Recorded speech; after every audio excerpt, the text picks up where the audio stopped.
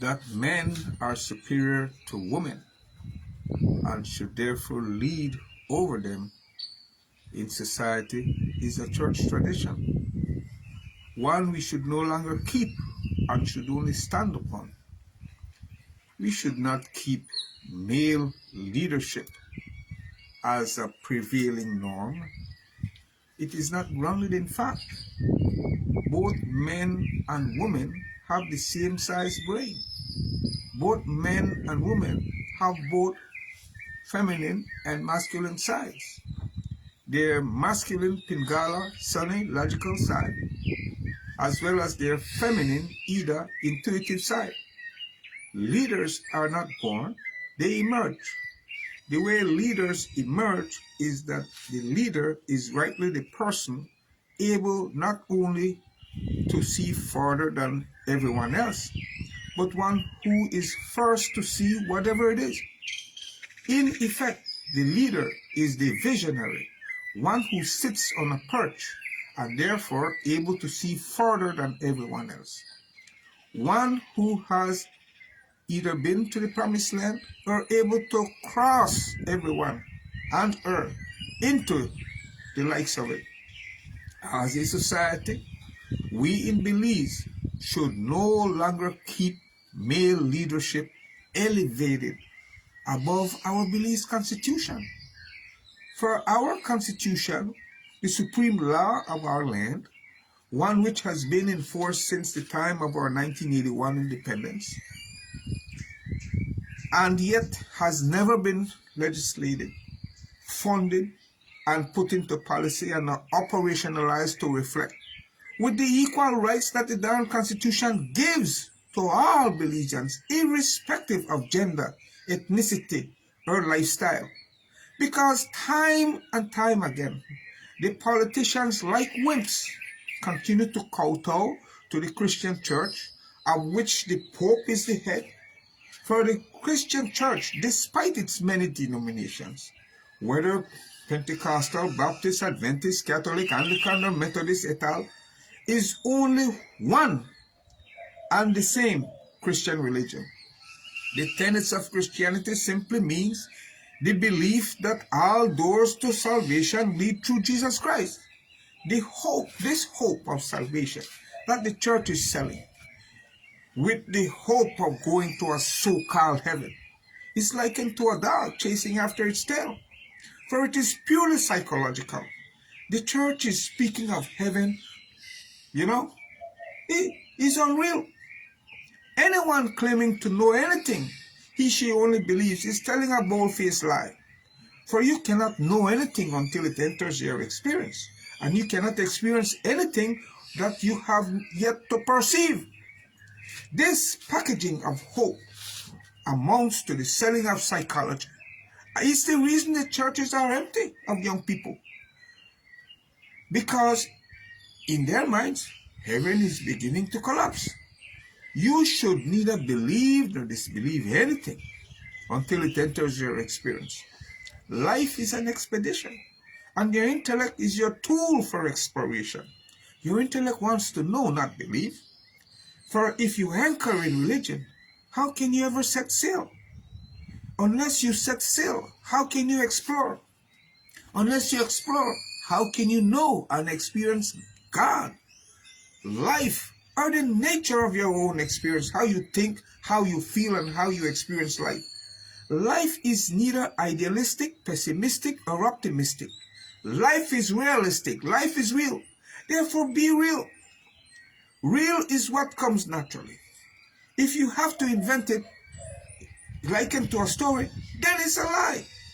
You're living a lie. Truth and reality are related in that truth is something you come to realize. And since reality never changes, it's whenever you go, wow, now I got it, that reality becomes true for you. Truth and reality are not things you either read in a book or get from an authority figure.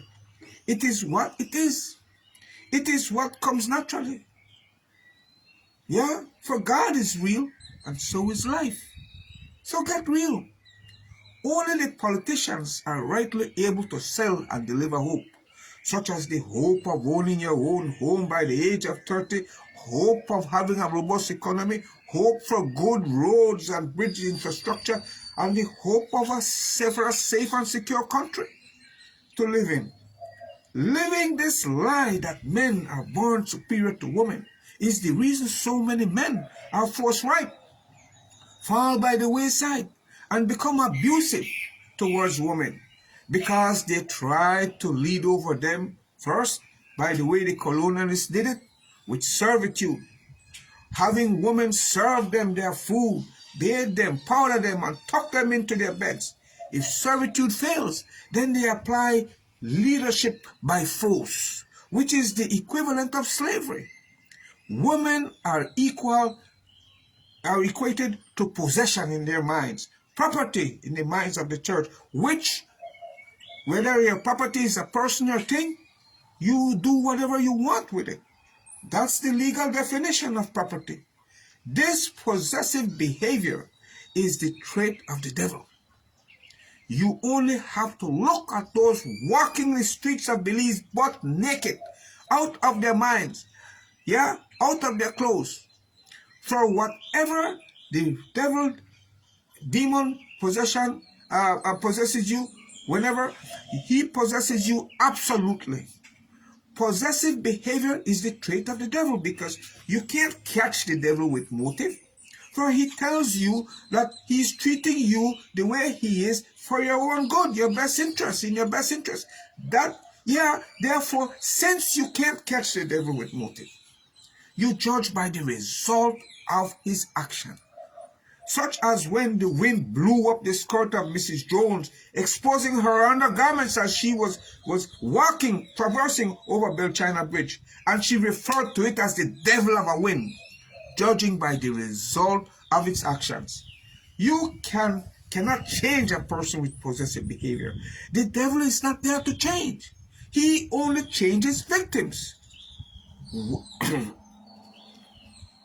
Whenever you meet someone with possessive behavior, instead of trying to change him or her, run as far the hell away from that person.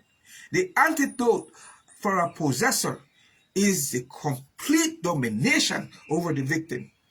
This September Independence, we here in Belize will make 45 years since we received our Belize Constitution, which has given all the citizens equal rights, which comes with equal opportunity, and freedom from discrimination in all its forms, such as gender, race, religion, lifestyle, et al. And yet the powers that be have yet to pass a gender-neutral legislation. Instead, they seek to commit crimes time and time again by trying to take away the constitutional rights of citizens. To use the Constitution to take away citizens' rights, such as this infamous proposed 13th Amendment of the past, would have been the commission of a crime. I am therefore calling on you, Prime Minister Briceño, to be the first Prime Minister, the trailblazer of Belize, to have the boldness of vision to succeed where Price, Esquivel, Musa, and Barrow Prime Ministers have all failed, to use your more than two-thirds majority in the House to pass a gender-neutral legislation. The time has come to no longer keep the tradition. Therefore, we must stand upon it, making it practical, contemporary, and usable for all our citizens, including the more than 70% young people. Our constitutional right is not up for debate. Therefore, enact the damn policy and legislation and fund it in its operationalizing. Now that the Belize-Guatemala territorial dispute is coming to an end this December or so, then the next big fish we must fry is this gender-neutral legislation. Pass it, and pass it now. Let it be so, yeah? Itola, kaya sisa ya. Huh? Ayo.